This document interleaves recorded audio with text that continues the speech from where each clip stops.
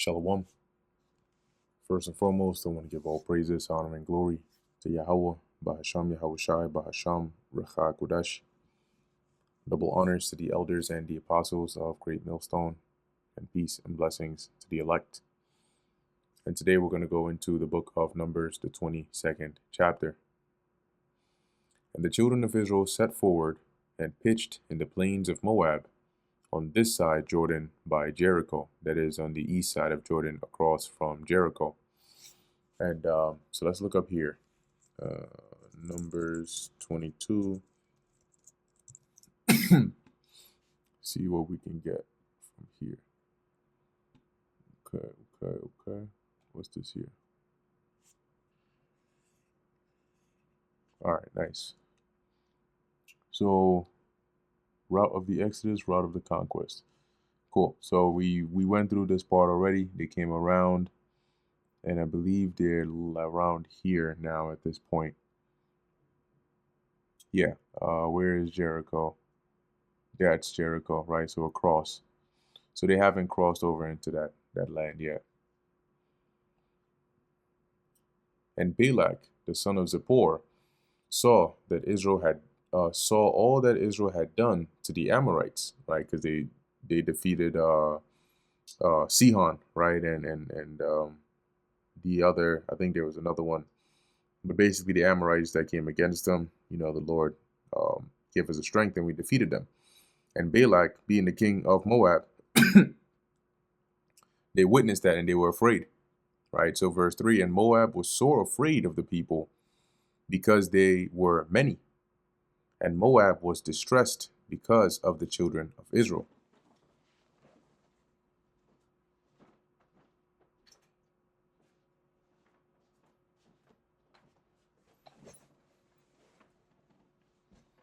So they basically became very stressed and uncomfortable after witnessing what Israel had done to the Amorites near them, and also considering that Israel was pretty much right in their backyard now at this point.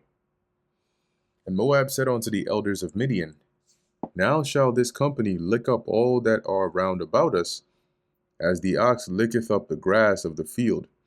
And it's not saying lick in like a literal sense, but it means to like devour, right? Like for example, when Elijah, performed that sacrifice, right, going against the prophets of Baal, it mentioned when the fire came down from the Lord, it basically destroyed, like it licked up all the water and everything, right, that was around the altar, right, the stones and all that. So this here, what Moab is expressing their fear here to the elders of Midian was that Israel is going to devour and take over everything in the region, right? Just like an ox, when you take it, to a field of grass, exactly what it does. It'll eat everything in sight until its heart's content. And Balak, the son of Zippor, was king of the Moabites at that time. He sent messengers, therefore, unto Balaam, the son of Beor, to Pethor. Now, Balaam, when you look him up, he was known to be a Mesopotamian, you could say, diviner, right, slash prophet, non-Israelite prophet, as they have it here. Let's just read a little bit about him. So it says, Balaam, son of Beor, was according to the Bible a non-Israelite prophet and diviner. And a diviner is one who, like, as it says here, they practice divination. So using left-handed practices in most cases here to get answers to certain things or get insight into the future and so on. So it says divination is the attempt to gain insight into a question or situation by way of a magical ritual or practice. Using various methods throughout history, diviners have been providing answers to querents by reading signs, and those would be like questions, by reading signs, events, or omens. So he was considered to be one of those, and likely a well-known diviner, right, slash left-hand prophet, to the point where uh, Balak requested him, right, his assistance. So it says here he lived in Pethor. Now Pethor in is considered part of Mesopotamia, but it's really in like Syria, right? Where is what's the region? Here we go. Okay, Aram Naharaim. Okay, Pethor. Now let's actually look this up here. It says Pethor is a significant biblical location, the home of the situated in Mesopotamia by the river, the Euphrates, in the land of Aram, mentioned in Numbers 22 and 5, as we're about to get to. It is identified with the Assyrian city of Pitru and was known for its dream interpreters or diviners, linking the place name to Balaam's occupation as a soothsayer. Okay, so there you go, right? That's where he was from. So when we go back, right, it says here, Balak sends messengers, right, therefore unto Balaam the son of Beor to Pethor, which is by the river of the land. Now the river is referring to the Euphrates, right? Where is this here? If only they would give us a better visual, but you can see the Euphrates over here, and I believe Pethor might have been within either on the east side of the Euphrates or on the west side of it, but around it over there, because Aram is still Syria. So it says here of the children of his people. So basically that was his nativity, right? His native land, his homeland. So Balak sends messengers to call him, saying, behold, there is a people come out from Egypt. Behold, they covered the face of the earth. They abide over against me. So Balak is complaining here, right? Saying, hey, I need help. There's this people that have come out of Egypt, and they're in my backyard, basically, right? And I fear them. Verse 6, come now, therefore, I pray thee, curse me, this people. So come and use your divination and curse these people for me. For they are too mighty for me. Peradventure I shall prevail, that we may smite them. So they're too strong. And hopefully with your enchantments, you can curse them, and then I can have the upper hand.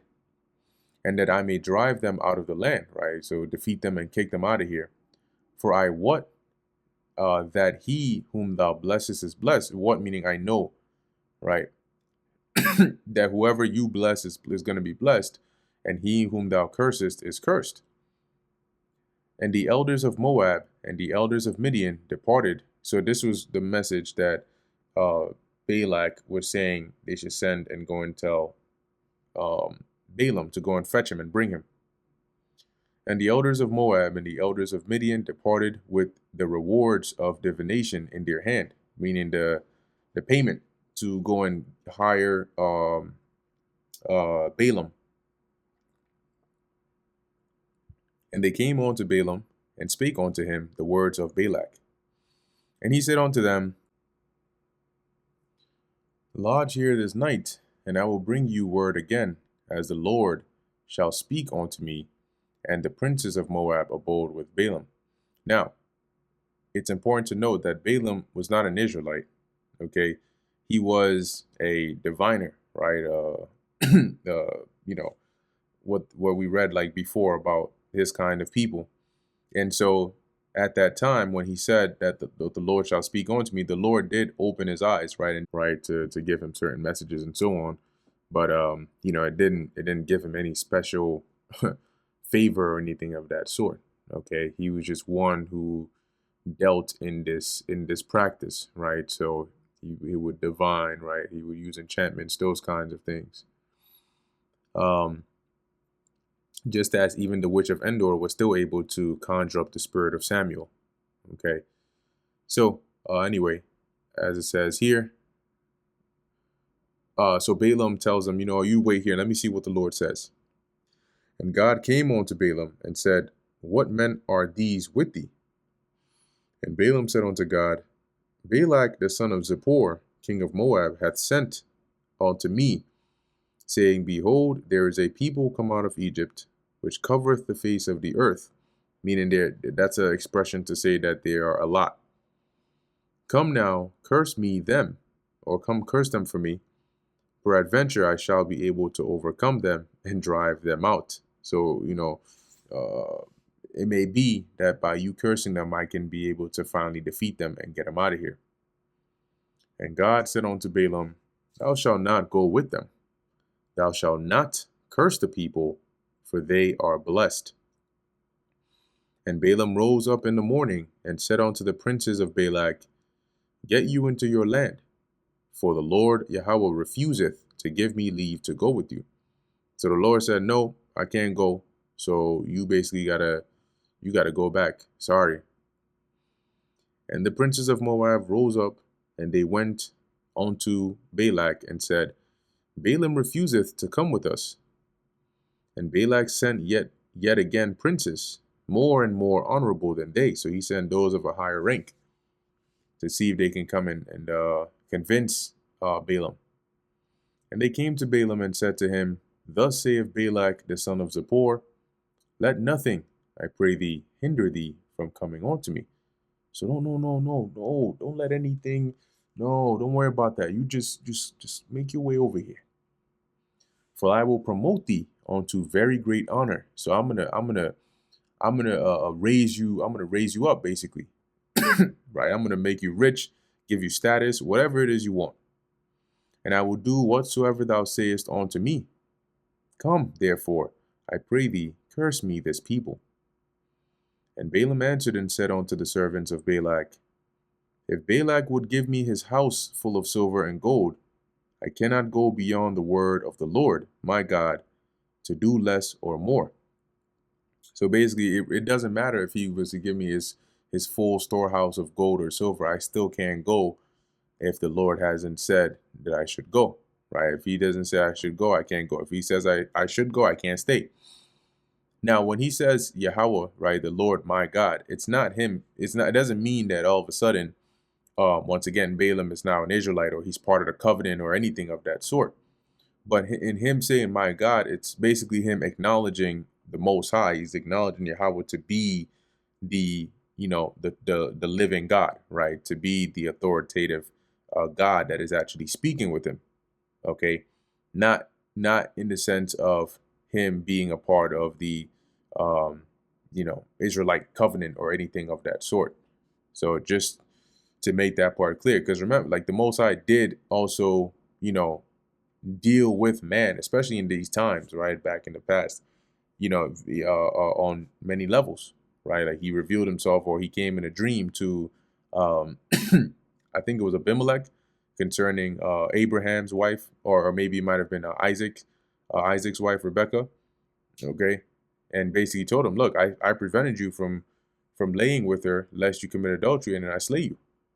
Okay, so ultimately the Lord does what he wants. All right, but this was Balaam's acknowledgement of the Most High. That's why he said that. Verse 19. Now therefore I pray you, tarry ye also here this night, that I may know what the Lord will say unto me more. And God came unto Balaam at night, and said unto him, If the men come to call thee, rise up and go with them. But yet the word which I shall say unto thee, that shalt thou do. So yeah, go ahead. But only do that which I will command you to do. And Balaam rose up in the morning, and saddled his ass, and went with the princes of Moab. And God's anger was kindled because he went. And the angel of the Lord stood in the way for an adversary against him. Now he was riding upon his ass, and his two servants were with him. Now, you may wonder, well, the Lord just told him that if they're telling him to go, then he should go. But then he starts to go, and then the Lord gets mad. And the reason is because the Lord already knew what was in Balaam's heart. Okay. Balaam, having been told the first time not to go, he desired to still go. Okay, that's why the second time they came to him, he said, you just wait. Let me go see what the Lord says, hoping he could get a different answer. And the reason is because he wanted that money. Okay, he wanted that money. He wasn't no noble man. He wanted that money, and he wanted to, at least go there and see if there's something he could get out of it. So even though the Lord told him go, it was go. He went, but in his mind, he had that thought that, what, he's going to get something. He's going to find a way to get something. And so in going, the Lord got mad because the Lord knew what his actual intentions were. So Balaam still had it in his mind. He ended up, as it'll tell you, I think it's in Numbers, the 31st chapter, that it was by his counsel that the Midianite women came, and they started to deceive and basically get Israel to go off and start worshiping Baal, right? That which would cause the Lord to start plaguing them and then weaken their hand. That Balaam is the one who basically instructed them or counseled them to do that. So even though he went there and he said, oh, no, I can't curse them because the Lord says, I can't curse them. He has already decided to bless them, which, like I said, we'll get to that part. In his mind, he still is like, nah, I'm still going to get that. And that's why when you let's go to some other precepts here. If you look up Balaam, you'll see that he's mentioned and associated with that, right? With that greed. Where is it? This is, I think even the Apostle Peter makes reference to him. Okay. Let's see. Yeah, here we are.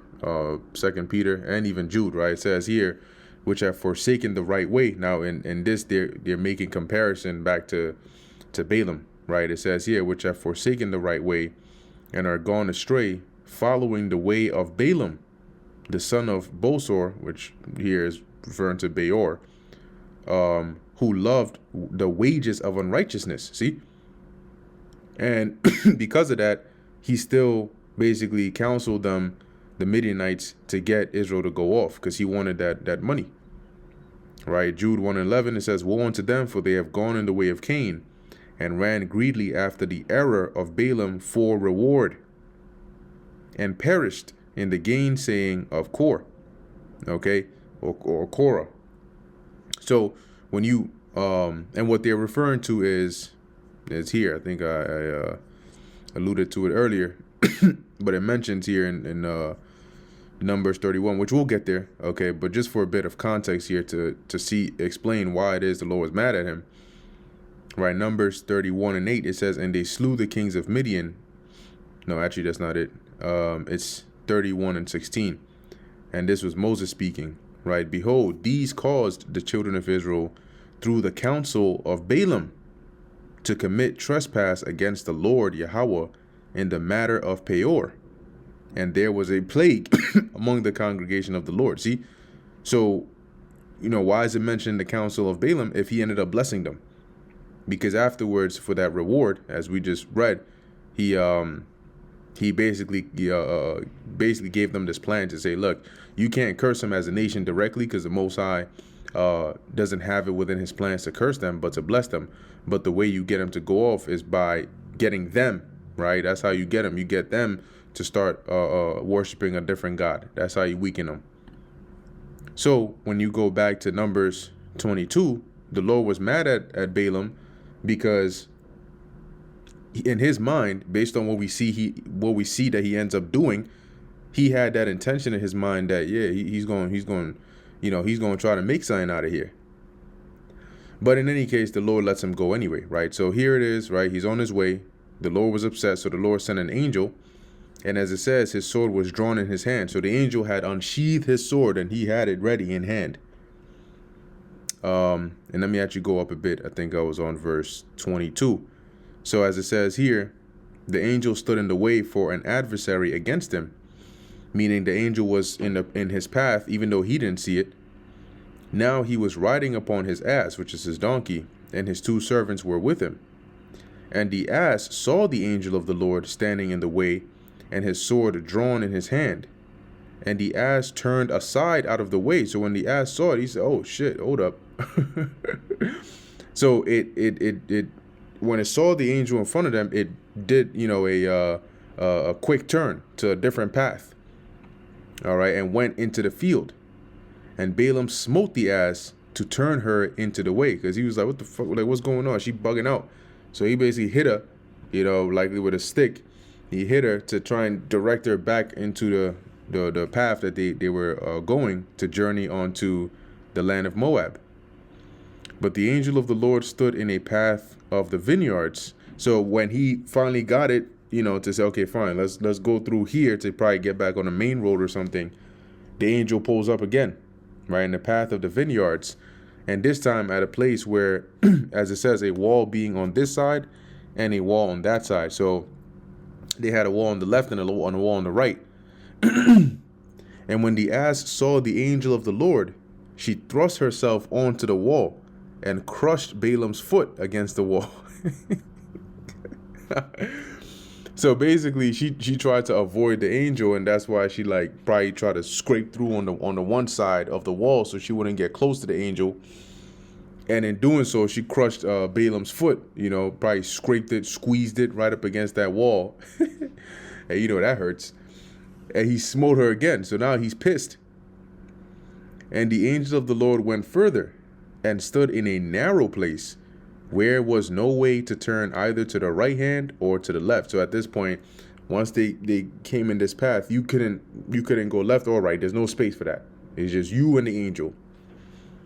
And when the ass saw the angel of the Lord, she fell down under Balaam. So she just dropped down. She said, we're not going nowhere. And Balaam's anger was kindled, and he smote the ass with a staff. And the Lord opened the mouth of the ass. Because remember, animals, people have a misconception. They think animals are dumb because they can't speak. They think they're unintelligent. That's not true. Animals are intelligent. They also have feelings. They have intentions. They have emotions. They just can't speak English. Okay? But animals can sense. They can tell when you're angry. They can tell when you're sad. They know that. They know those things, right? They get happy. So when the Lord opened the mouth of Balaam's ass, it was able to now speak and be able to convey its thoughts in a language in which Balaam could understand. And she said unto Balaam, what have I done unto thee that thou hast smitten me these 3 times? So what? Why are you hitting me? And Balaam said unto the ass, because thou hast mocked me. Because what? First, you went out the way. Then you scrape my foot against the wall. And then you just drop on the bottom. I don't know what's going on with you today. And he's so pissed. He's not even shocked at the fact that his donkey is talking to him. That's a joke. But in practically speaking, remember that he was a diviner, right? So it wouldn't be as strange to him as as a case where somebody else who's just a regular person, right? So it's like he deals with these kinds of things, with the diving into things. So it's not the strangest thing in the world. And so he's entertaining this conversation between him and his donkey. And he says here, I would there were a sword in my hand. So if I had a sword right now, for now would I kill thee. I would have, man. And the ass said unto Balaam, am not I thine ass, upon which thou hast ridden ever since I was thine unto this day? So am I not yours? Am I not your donkey? Have I not taken you everywhere that you've gone from the very day that you got me until now? Was I ever wont to do so unto thee? So have I ever done this? This is not like usually what I do. So that's something you should reason and think about before threatening to kill me. And he said, nay. Then the Lord opened the eyes of Balaam, and he saw the angel of the Lord Yahweh standing in the way. And you'll notice as we read on down, he'll mention how he was the man whom the Lord opened his eyes. So it says here, he saw the angel standing in the way and his sword drawn in his hand. And he bowed down his head and fell flat on his face. And the angel of the Lord said unto him, wherefore hast thou smitten thine ass these 3 times? So why'd you hit the ass? Behold, I went out to withstand thee, because thy way is perverse before me. See that? Why? Because the Lord knew his heart. And so the angel was sent there And he was basically going to take him out. He was going to slay him. It says here, and the ass saw me and turned from me these 3 times. That's why she was doing that. Unless she had turned from me, surely now also I had slain thee and saved her alive. So if your donkey didn't do what it did and turn around and it brought you straight to me, I would have killed you and left her alive. So really, she was saving your life because she would have lived regardless. You, on the other hand, would have been cooked. And Balaam said unto the angel of the Lord, Oh, I have sinned, for I knew not that thou stoodest in the way against me. Now, therefore, if it displease thee, I will get me back again. So, you know what, if you're completely against this, then I'll just return. If that's what you want, I'll go back home. And the angel of the Lord said unto Balaam, Go with the men, but only the word that I speak unto thee, that that thou shalt speak. So Balaam went with the princes of Balak. And when Balak heard that Balaam was come, he went out to meet him unto a city of Moab, which is in the border of Arnon, which is in the utmost coast. And let me pull that part back up again. What was it? It was Numbers 22.